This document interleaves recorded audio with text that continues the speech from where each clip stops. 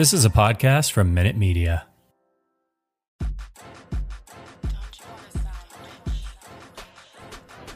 Hello and welcome to the Over and Back Classic NBA podcast. I am Rich Craich, no Jason Mann for this episode, but we are continuing. We're getting in the final stretch here, the penultimate of our NBA at 75 Slam Dunk Contest retrospectives. This one, well, folks, the dunk contest needs saving again. And this time, it's up to Jason Richardson. We are going to talk about the 2003 NBA Slam Dunk Contest and get into a little bit of why the contest needed saving yet again. Come on, what are you guys doing? But anyway, make sure you're checking the rest of these series out, these NBA at 75 series. Also, the Step Back at fansided.com for all the written components of all of these as well. So let's get right into it with Jason Richardson saves the dunk contest yet again. The NBA Slam Dunk Contest was back. Vince Carter had single-handedly resurrected the competition from the deep, dark depths of death. Or did he? The 2000 Dunk Contest would be the last for Carter. In 2001, we all anticipated what, the stars of the NBA had in store for us as a follow-up.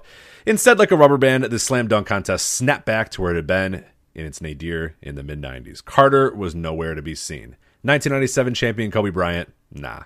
The 2001 NBA Slam Dunk competition wasn't bad per se, but it lacked the star power and gravitas. Desmond Mason, Baron Davis, Corey Maggette, Stromile Swift, and Deshaun Stevenson are fine players, good dunkers, but they're not stars. In 2002, the NBA decided to shorten the event by inviting only 4 participants. Desmond Mason was back. Joining him was Jason Richardson, Jared Wallace, and 2000 contest participant Steve Francis. At the same time, they made one of the most disastrous choices in contest history, the introduction of dun dun dun, the wheel. Just say the wheel. To any NBA fan at the time, they'll know exactly what you're talking about. The wheel was an interesting concept on paper. It featured classic dunks of years past, and when a player landed on it, they had to do their best recreation of that legendary dunk.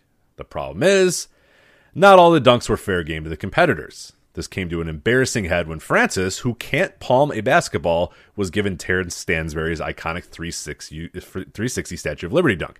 Francis is dejected. Kenny Smith declares this is not fair, and Charles Barkley very bluntly tells millions of people, see, this is why I told you it was stupid to have this wheel. And he was right. Francis does a random dunk, the crowd boos, Francis looks angry. The wheel was an absolute disaster across the board, not only for Francis. By 2003, the NBA was desperate to bring the glory back to the competition, lest it be put on ice again.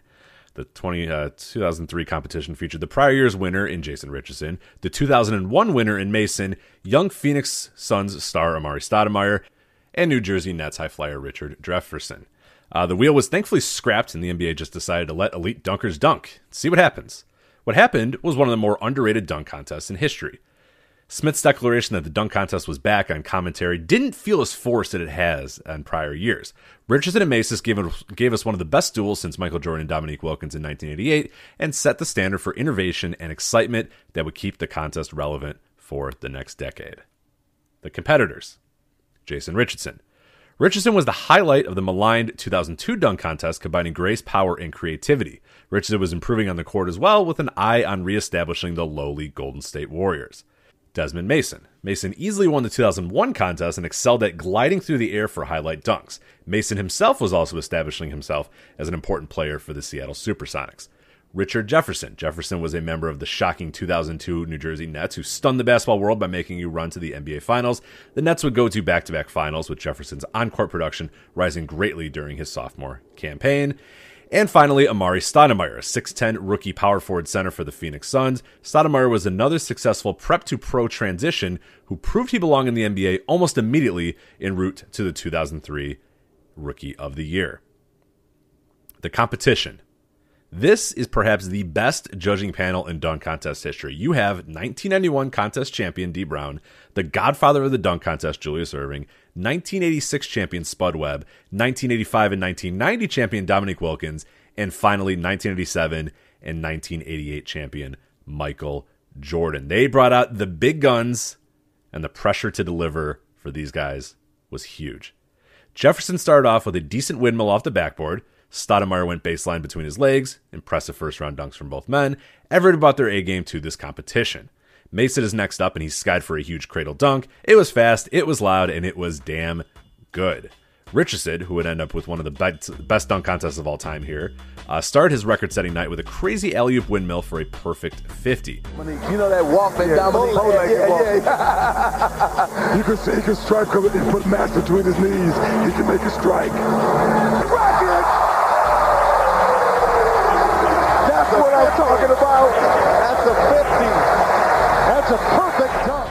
Richardson is so high, so smooth, and so powerful with this particular dunk. Jefferson, credit where it's due, tried to do a spinning version of Vince Carter's iconic honey pot dunk, but didn't quite get high enough and turned it into, well, just a dunk. Jefferson would bow out of the first round after getting 37s on both of his dunks.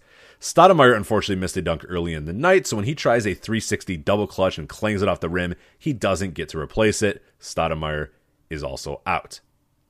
Mason, who is right-handed, goes offhand for a baseline dunk that's made that much better when he kicks his leg out and has an impressive hang time. Mason gets a 44 and punches his ticket into the finals. Richardson only needs a 29 to move to the next round. Of course, again, he could have played it safe. He could have went conservative to ensure he made it to the finals. Thankfully, Richardson is more of a showman, so instead he does an alley-oop 360, bringing the ball down to his hip and throwing it down with one hand. An easy 50 from the judges and a perfect round for Jason Richardson. Hell, you know where the ball going. What you mean it's a no-look pass? You're looking, you just act like you're not looking. That's acting, child. Acting 101. See, he needs to save now, because all he needs to do is just make a dunk and he's in. 360. He's got 360. Woo! 360. So much for conservative. The finals are set. Desmond Mason versus Jason Richardson. Each man will get 2 dunks. Mason does a between the legs baseline dunk for an easy 50. Richardson follows up with a reverse alley-oop. It's good. It's not great. The judges agree. He's awarded a 46. It's going to come down to the final dunk. Mason's final dunk is a two-handed baseline windmill, conservative and smart, but still good enough to get a 43 from the judges. Richardson will need to bring his best if he's going to repeat as champion. He needed a 49 to win. He needed to be perfect.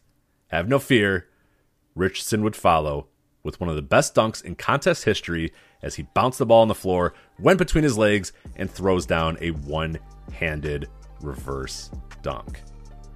I don't think the throw in the air is going to do it. No, I don't think throwing in the air. Everybody's seen it. Everybody's seen it. I don't think You know the thing that's amazing? This kid has to jump off 2 feet also.